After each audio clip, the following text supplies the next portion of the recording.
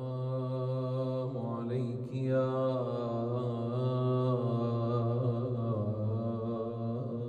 بنت المصطفى.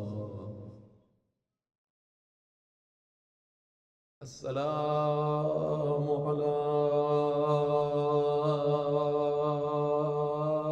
من وضيع قدرها وأخفي قبرها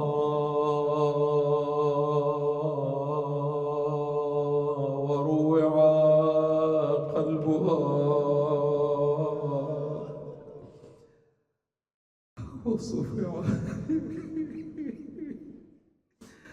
وصفع ما أعظمها من كلمة وصفع وجهها.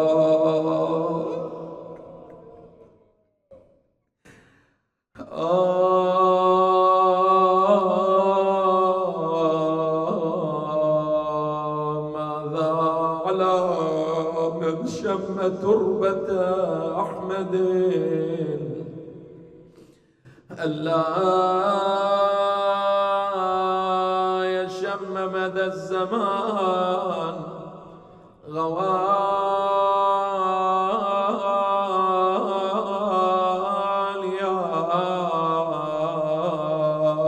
صبت علي مصائب صبت علي مصائب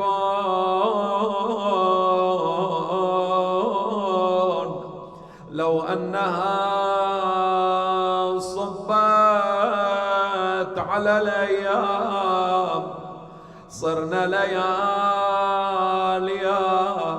يعني أصبحت الدنيا سوداء مظلمة لشدة الأذى والمصاب. صح ونادي وفاطمة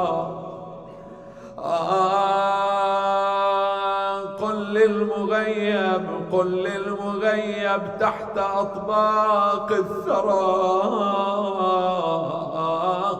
إن كنت تسمع صرختي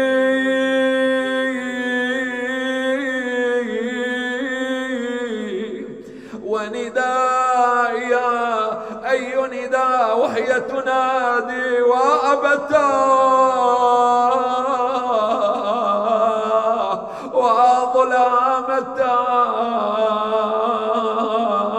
وظلامتاه وندائي قد كنت ذات حما بظل محمد ما أخشى من ضيم وكان حما لي واليوم أخضع للذليل وأتقي ظلمي. بماذا تتقين ظلمك سيدتي؟ بردائي وأشير إليهم بالرداء ابتعدوا وإذا القوم هجموا اصرخ ونادي وفاطمة وسيدتاه كأني بها نادت قامك يا بويا ما رعاوا فين الوصية بس غبت عنت وآثما وكلهم علي. أخبرك يا ابويا نحلتي مني خذا وبنيتك يا ابويا عقاب عينك روعوها ضلوعي يا ابوي مساتري الباب كسره. وين صوت شبابنا؟ ضلوعي يا ابوي مساتري الباب كسره. ايه واتجمعوا، وشوف الكلمة، واتجمعوا كلهم على بعلي وعلي وويلاه ليتك تراهم يوم دخلوا بوسطة الدار من عقب ما وجوا مستأذنين، من عقب ما وجوا يا ابويا الباب بالنار وحامي الحمى جالس يا ابو ابراهيم محتار وانا حزينه واذرفي دموعي جري وهي تنادي بويا خلاف عينك ما رعوني ما رعوني ومن البكي عليك امنعوني ورا الباب يا ابويا عصروني.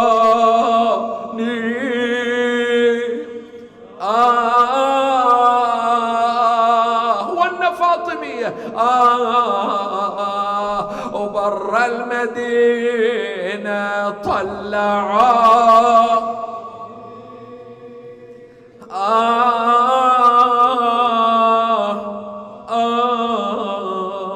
لكنما الأمر لله لا حول ولا قوة إلا بالله العلي العظيم. وسيعلم الذين ظلموا أي منقلب ينقلبون والعاقبة للمتقين. قال الله تعالى في محكم التنزيل: بسم الله الرحمن الرحيم. فدعا ربه أني مغلوب فانتصر. آمنا بالله. صدق الله العلي العظيم. لتعجيل فرج المولى، شفاء كل مريض، رد كل غريب، فرج كل مبتلى من المؤمنين والمؤمنات، بفرج قائم آل محمد. الله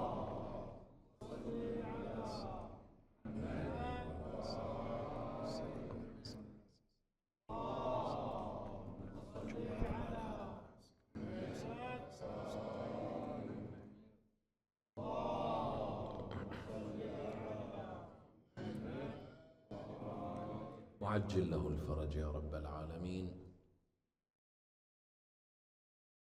الوجع الفاطمي، هذا بحثنا، نسأل الله قبوله والتوفيق فيه. الآية من حديث لنوح النبي عليه السلام، النبي الذي واجه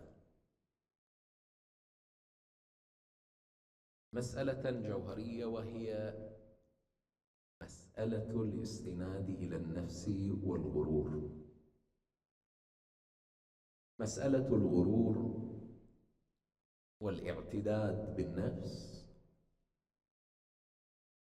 في ظاهرها أنها تصرف فردي، وفي جوهرها أنها مسألة تقوض إنسانية الإنسان.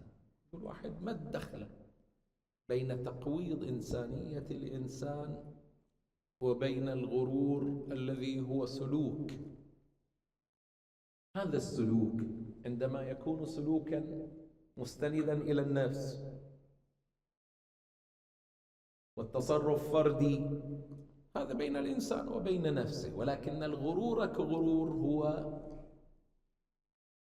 منهجية تنطبع على حياة الإنسان وتنساق وتتمثل وتتمظهر في سلوكه، تفكيره، أولوياته، تفاعلاته.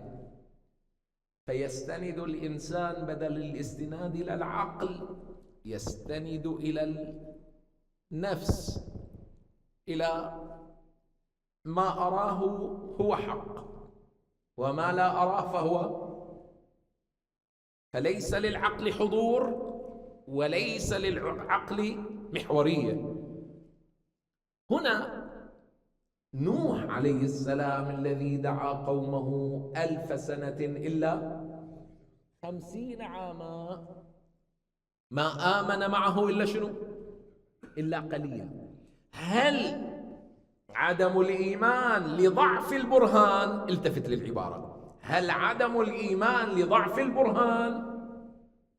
هل ضعف الإيمان لعجز الأدلة عن إقامة ما يحقق الدعوة ويثبتها؟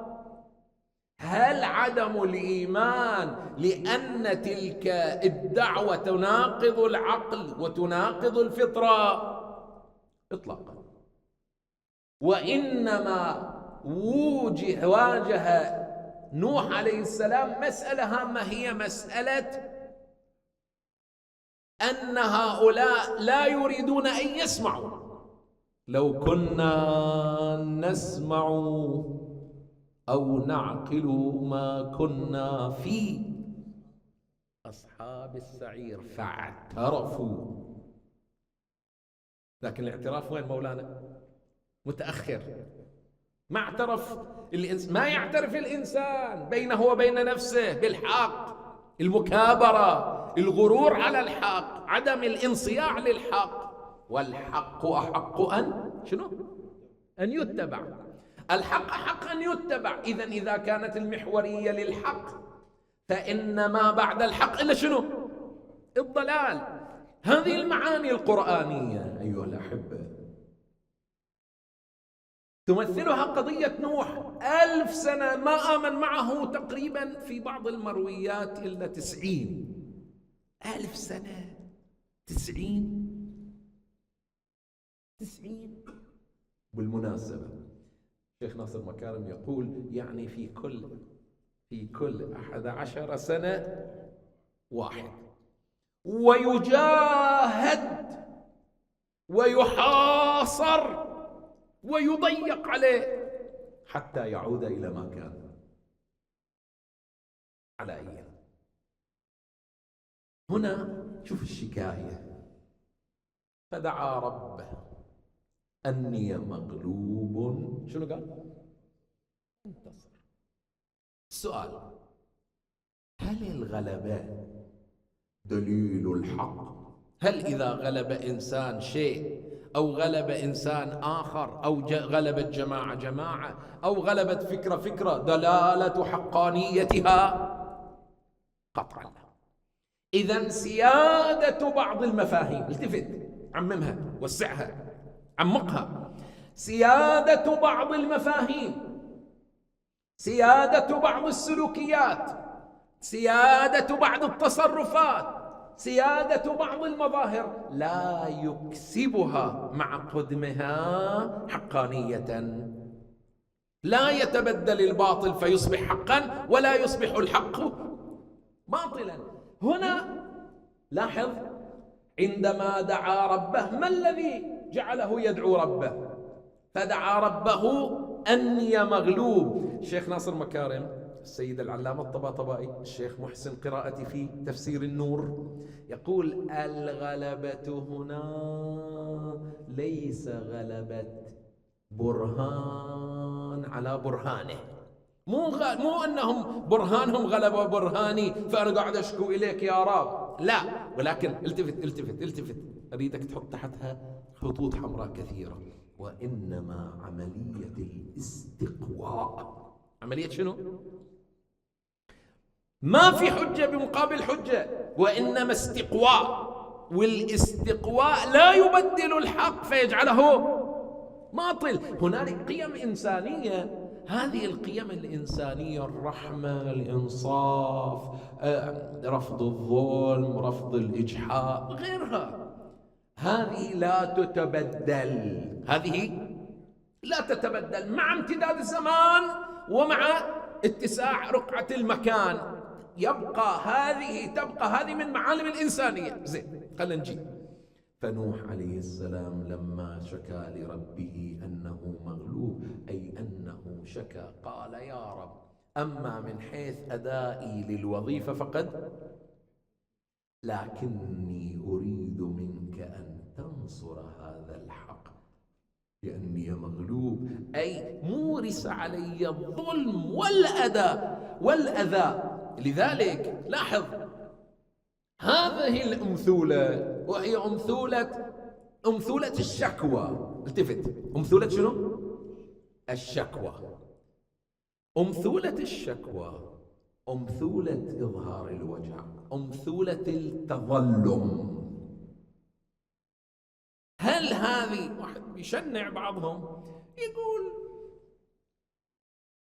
بس بكاء ونوح وندبة مو مشروع حياة هذا. نقول له طيب، إذا كان نبي من أنبياء الله يشكو، يتوجع، يتظلم، إن الله لا يحب الجهر.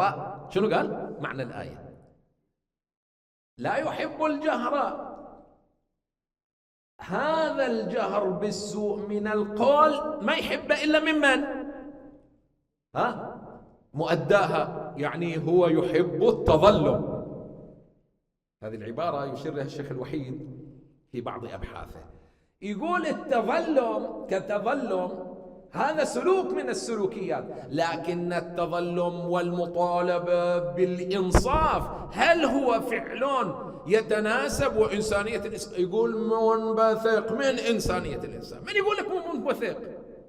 إذن التظلم وإظهار الظلامة وإظهار الإجحاف هذا أمر مما يحقق الحق. نجي الآن إلى شيء آخر. الشهيد الصدر رضوان الله عليه عنده كتاب اسمه فلسفتنا، وعنده كتاب اسمه اقتصادنا، وعنده كتاب الأول والثاني ذاك هم ألفنهم، الثالث مجمعين بعض الكتاب والباحثين. أحدهم سيد من السادة جمع محاضرات السيد الشهيد الصدر في البعد الاجتماعي، فقلنا فلسفتنا والثاني، وفي الاجتماع وش بتصير؟ على نفس النسق مجتمعنا. ارجعوا إلى الكتاب الجميل ده، مجتمعنا، بحث بديع، يمكن ما أدري 500 أكثر أقل، بس كتاب بديع جميل جدا، فيه لفتات. وسع هذا الباحث تلميذه السيد محمد باقر ابن السيد محسن الحكيم، أيضا عنده كتاب يمكن قريب 1000 صفحة أيضا عن المجتمع، أو فقل بهالمعنى هذا عن القضية الاجتماعية في القرآن الكريم. كتاب قيم جميل أيضا. على العموم نرجع سيد الصدر رضوان الله عليه في هالبحث يقول إن النظرية القرآنية نظرية اجتماعية، لأنها مو جاء إلى الفرد بس، وإنما جاء للفرد وجاء لمن؟ للمجتمع، فهي في ذات قصدها للفرد تقصد أيضا. لذلك عند عبارة يقول فالقرآن يحمل مشروعا اجتماعيا، يحمل مشروعا. زين سيدنا المشروع الاجتماعي وش الغرض منه؟ قال الغرض منه أن يستهدي الإنسان ويلتفت إلى شيء، شنو يلتفت؟ يلتفت أنه ما يروح يلقط، اعذرني في العبارة، ما يروح يلقط ممن لا يبصر، وإنما يستهدي بالقرآن. فالقضايا الاجتماعية تنبثق من القرآن. أعطيك شواهد مو شاهد. لا أريكم إلا ما أرى، هذه إيش معناها؟ لا أريكم إلا ما أرى. لا أريكم إلا ما أرى يعني إلغي عقلك وصير تبعي للآخرين.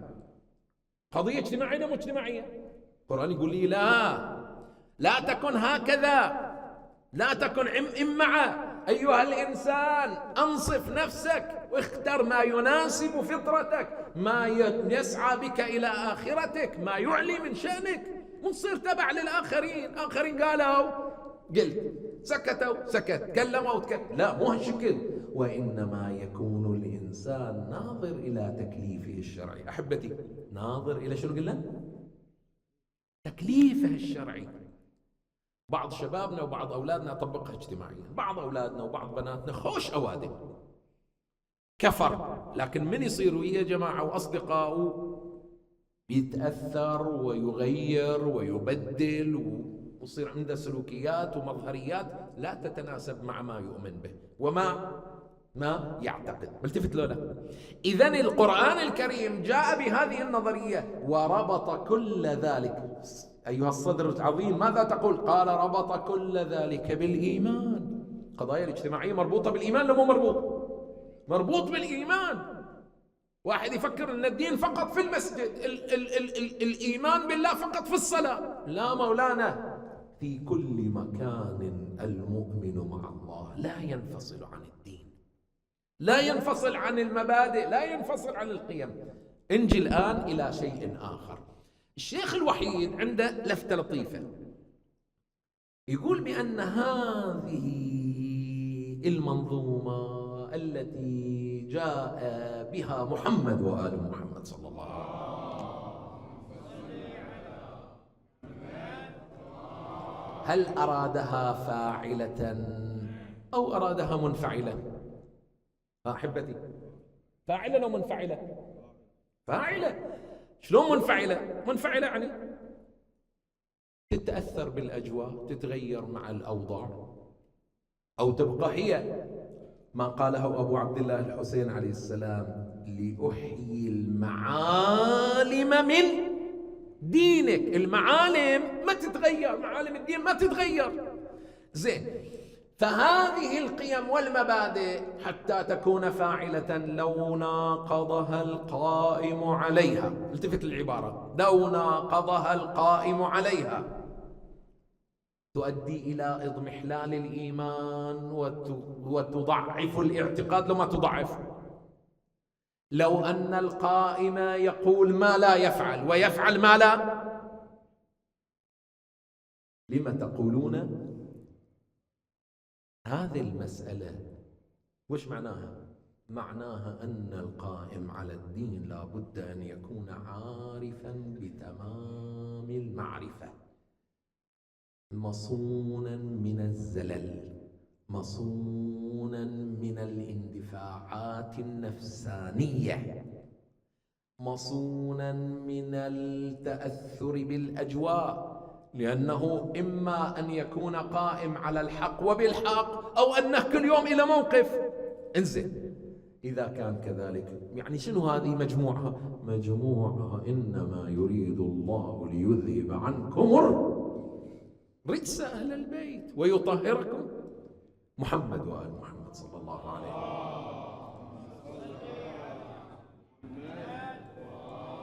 وضرورتها في النبوة أو ضرورتها في الإمامة هو الذي دعا لضرورتها في النبوة. تمام لولا؟ وإن لم تفعل 23 سنة، ترى 23 سنة النبي من أول يوم الإنذار وأنذر قارن الإمامة بالنبوة. ترى القضية مو قضية دينية فقط، قضية حضارية. التفت، الإمامة قضية حضارية. وش دخل الحضارة في الإمامة؟ نقول له بلى، لا بد للناس من إمام لا بد للناس من شنو؟ إمام. أعطيك شاهد الآن حتى شبابنا، يوم اللي شباب يروحوا ويجوا وصحبة وقعدة وروحة وطلعة وكذا، ما فيهم لازم واحد يصير عنده نوع من إدارة الجماعة؟ يوجد لو ما يوجد؟ لازم واحد منهم عنده ولو جزء. إذن البشرية تحتاج إلى إدارة لو ما تحتاج؟ وهل تحتاج إلى إدارة في كل الأوقات والأزمنة والظروف لو في بعضها؟ بين أن يكون مخطئ كثير الخطأ وبين أن يكون قليل الخطأ، أيهما عقلا أحبتي؟ بين أن يكون قليل الخطأ أو معدوم الخطأ، أيهما الأقرب والأوفق للعقل؟ إذن بين أنه يصير منا خطأ قليل أو ما يصدر منا خطأ، قطعا الذي لا يصدر منه خطأ هو الأوفق للعقل.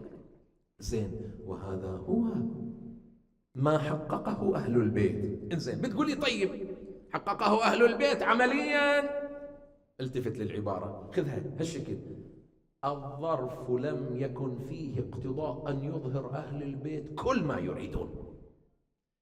الظرف الزماني والمكاني لم يكن فيه اقتضاء وسعة أن يترجم أهل البيت ما كانوا يرسمون. لو ثنيت لي الوسادة، يعني شنو؟ يعني لو كل الأمور مرتبة لأفتيت أهل الإنجيل بإنجيلهم وأهل التوراة. يعني هذه شنو يعني؟ يعني دين قادر على مخاطبة كل الشرائح، كل الأديان، كل القوانين، يعني عنده قابلية للاستيعاب للآخرين، عنده قدرة على التفاعل. زين، نجي في الاتجاه الآخر، هذا عندما نأتي إليه في الصديقة فاطمة سؤال: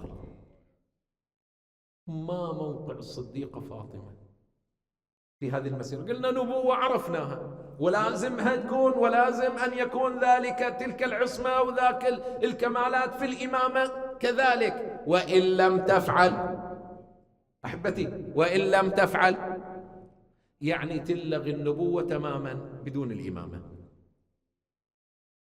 وإن لم تفعل فما بلغت رسالته، يعني الرسالة ما لها أي فاعلية ولا إليها أي قيمة بدون اقترانها بالإمام. واحد يقول ولا زين، هذا القرآن، هذا القرآن يقول ذلك، بلغ. زين، الإمامة حتى تكون لها الفاعلية لا بد أن تكون من جوهر النبوة. يا علي أنت مني بمنزلتي، إلا أنه لا نبي، أنت ما فيك النبوة، لكن حتى تكون كل هذه الكمالات منتقلة من النبوة إلى الإمامة لا بد من برزخ له ذات الصفات. فاطمة شنو قال؟ بضعة روحي التي بين جنبي. إذا يتكلم عن البضعية بمعنى أنها مثل أي بنت لأي أبو، ما جاب شيء جديد. طبعا الشواهد لو جينا نتبع، أحد العلماء عنده عبارة يقول: ترى لا تتوقع أن الآيات، التفت شبابنا، والروايات هي التي أكسبت فاطمة المقامات. ترى لا الآيات ولا الروايات هي التي أكسبت فاطمة المقامات. فاطمة لها مقام بينتها الآيات والروايات. الروايات والآيات هي التي بينت. ولما سميت الزهراء بالزهراء؟ قال: لأنها إذا وقفت في محرابها. أحبتي، خلنا نقتبس منها القبسة الزهرائية في محرابنا. إذا وقفنا للصلاة ننقطع، هذا الانقطاع هو استمداد نور وتسديد وتأييد، وغلبة الخير على الباطل في النفس. إذا وقفت في محرابها أشرق نورها لأهل السماء.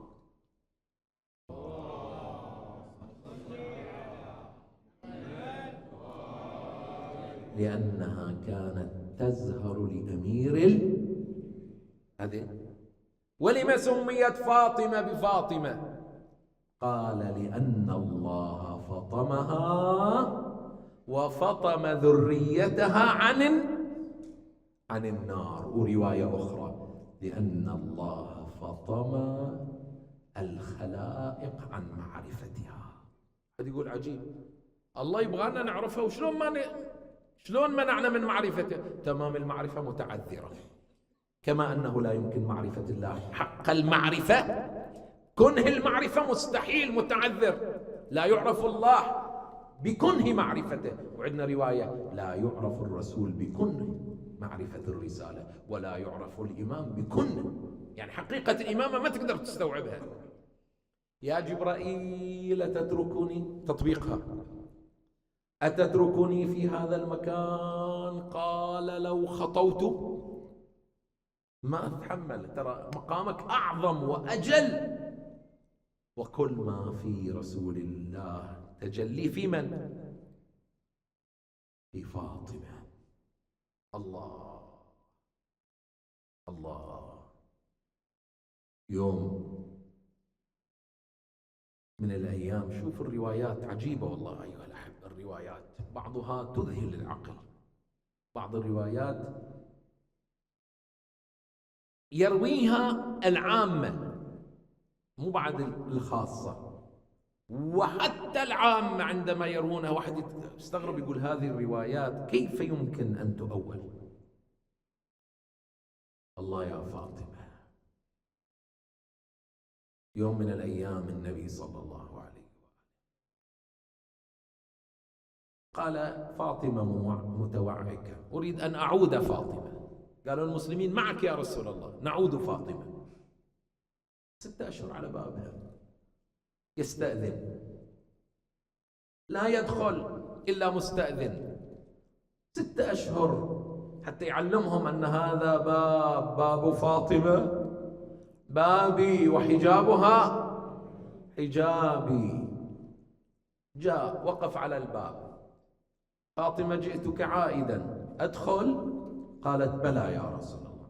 قال أنا ومن معي، حتى يسمعوا، أنا ومن معي. قالت ليس علي ستر يا رسول الله. فنزع النبي رداءه ووضعه من وراء الباب، مد من وراء الباب حتى تأخذه الزهراء، حتى تستتر به الزهراء. أدخل؟ قالت بلى. يعني لا تدخلوا عليها وما عليها ستر، لا تدخلوا عليها إلا مستأذنين. ترى هذه فاطمة يرضى الله لرضاها ويغضب لغضبها. وعجبا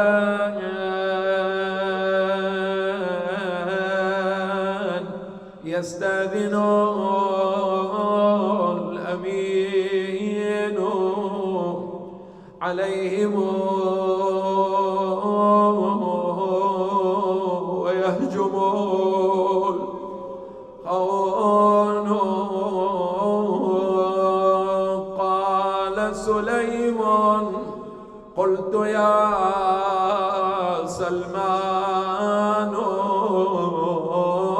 هل دخلوا ولم يكن استئذان؟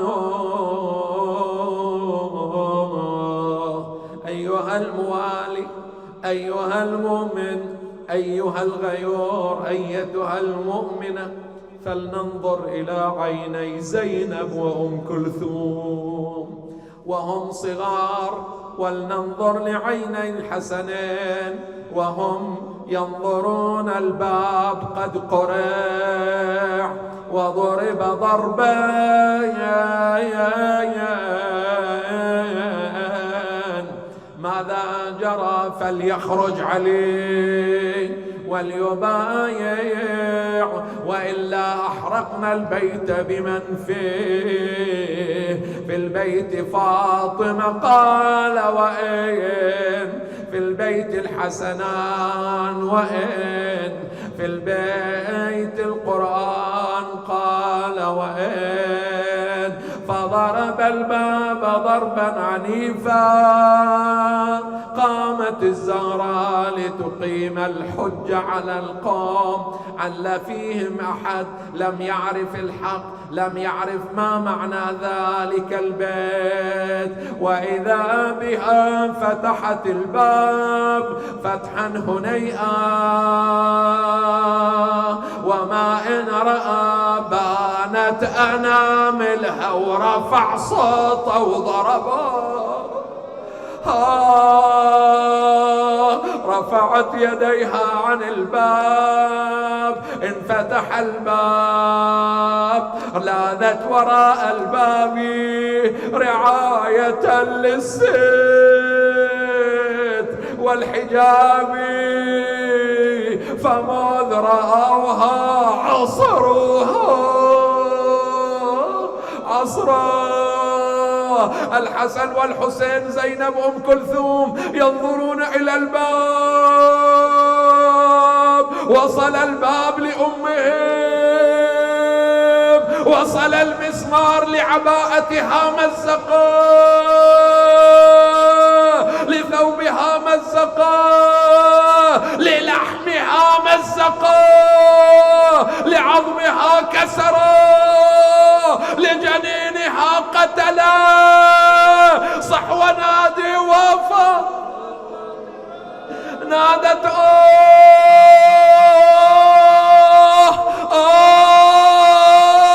بدل أن يرفع بدأ يضغط على الباب. يا الله، انفتح الباب. انظر معي الصورة، وعيني الحسنين وزينب على الباب، وإذا المسمار يقطر دما من صدرها. هل اكتفى؟ لا، رفع رجله خبطها في بطنها. هل اكتفى؟ لا، رفع يده صكها على وجهها. هل اكتفى؟ لا، أشار إلى قنفذ. قنفذ مد يده بالصوت، رفع قنفذ الصوت: يا علي يا علي، وهو ينزل به على متونها.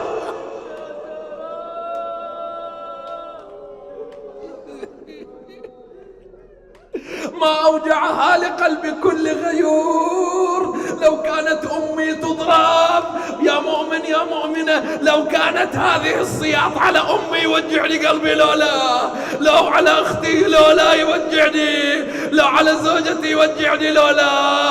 انظر إليها، ضربوها حتى استحال جسمها إلى السواد.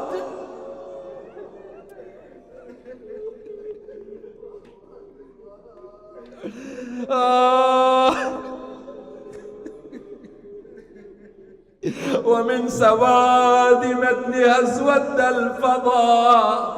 يا ساعد الله الإمام المرتضى، إذ كسر تلك الأضلع الزكية رزية ومثله. يا فاطمة يا فاطمة، وإذا بها أين أبو الحسن؟ أخذوه ملببا بحمائل سيفه. اخذيني لعد صدرك يا فضة، بمخض جنيني فرد مخضايا، جنين الحشم النيت مضى.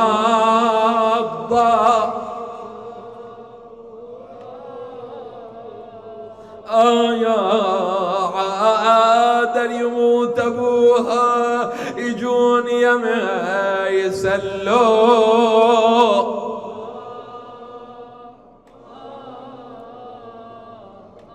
بس الوديعة مرمرة ورا الباب يا ويلي، عصراها كأني بها خرجت. يد على وجهها على عينها، يد على ضلوعها، انظر إليها ينسى مدة بين أناملها على أرض المدينة عاثرة في أذيالها. خلوا ابن عمي أولى أشكو للإله شجوني لا تلومني لو هاجتا أحزاني يسأل جنك ما تدري بالذي فعلة العد مني خذوا حقي ولا راعى الوصي لغم صوتك ودخلوا علي بيتي وساتر ما علي والمرتضى قاعد وعبرته جري يبقى ما ينظر بعينه بابنا وجه النير وكانت شاكية لربها دامعة العين إذ أنها من البكائين تبكي لا لأجل فدكها وإنما لما جرى على الأمة حينما أخر أبو الحسن ظلامة تشكوها لربها عل الأمة تعي ما جرى عليها إلى أن التصق جلدها بعظمها وانتحل جسدها. وفي مثل هذه الليلة اغتسلت تمددت على مصلاها أخبرت أسماء لا تدخل عليها إلا مستأذنة انقطع صوتها دخلت أسماء نادتها لم تجيب رفعت الغطاء عن وجهها وإذا هي قد ماتت فاطمة. أنا الصرخة أين الصرخة الفاطمية أين الندبة الفاطمية وفاطمة وعلي ينادي نفسي على زفراتها محبوسة